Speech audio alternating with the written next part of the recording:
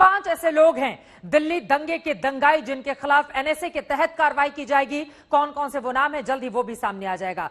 लेकिन दिल्ली दंगा को लेकर पुलिस पूरी तरह से एक्शन में है। छापेमारी का दौर जारी है, पूछताछ की जा रही है, वहीं सीसीटीवी फुटेज भी खंगाले जा रहे हैं। इस बीच हिंसा का पीएफआई कनेक्शन भी सामने आ रहा है, जिसे लेकर पुलिस अपनी जांच को आगे बढ़ा रही है।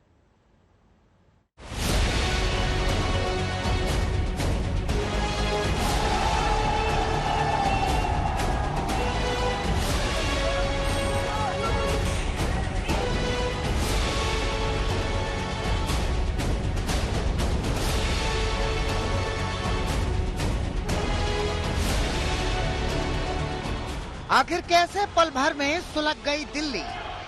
आखिर कैसे मरने मारने पर उतारू हो गए लोग? आखिर कैसे पुलिस के सामने बेकाबू हो गई भीड़? बरसने लगे पत्थर, लहराने लगी तलवारें, चल गई गोलियां। क्राइम ब्रांच की टीम हर एक सवाल की जांच में जुटी हुई है, हर एक सबूत को खंगाल रही है, हर आरोपी के बयान से हिंसा की कड़ियों को जोड़ा जा रहा है ताकि दिल्ली हिंसा का सच सामने लाया जा सके, हिंसा के गुनहगारों को सलाखों के पीछे पहुंचाया जा सके। अब की जांच में जो बात सामने आई है वो बेहद खतरनाक है, क्योंकि दिल्ली पुलिस की ओर से गृह मंत्रालय को सौंपी गई प्रारंभिक रिपोर्ट में साजिश के तहत दिल्ली में हिंसा की बात कही गई है। यानी जहांगीरपुरी में हुई हिंसा अचानक नहीं भड़की, बल्कि इसके लिए पूरी प्लानिंग की गई। दिल्ली को दंगों की आग में झोंकने की साजिश रची गई।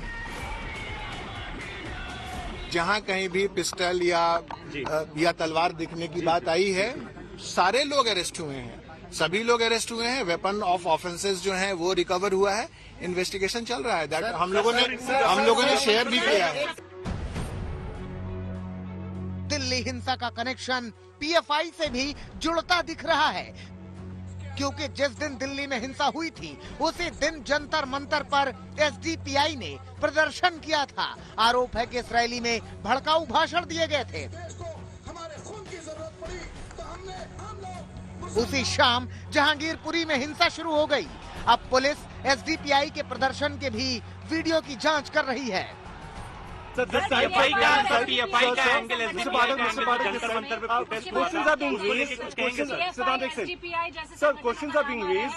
देखिए, ये इन्वेस्टिगेशन का विषय है, ये तो आगे इन्वेस्टिगेशन में चीजें सामने आएंगी, तभी उस पर कोई कमेंट या वो डिटेल बतलाया जा सकता है।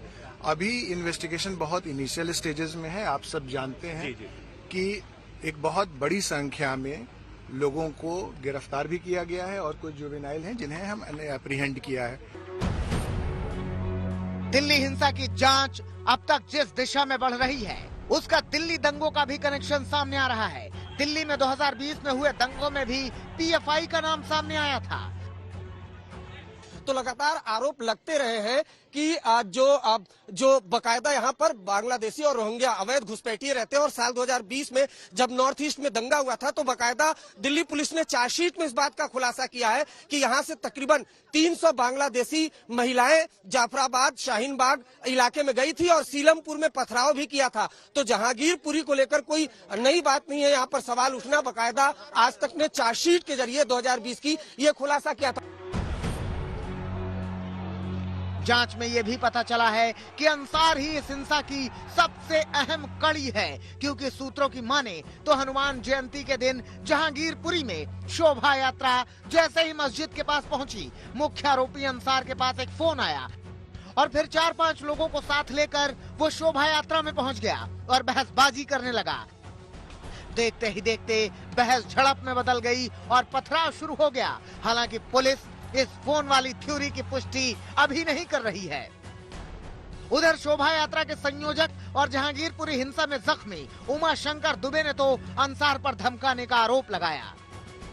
मैं जानता नहीं था, लेकिन वहाँ पे जो आवाजें आ रही थी कि अंसार भाई इन्हें छोड़ना नहीं है, इन्हें जान से मार देना है। अंसार के हाथ में डंडा या कुछ ऐसा हॉकी टाइप का कुछ था है।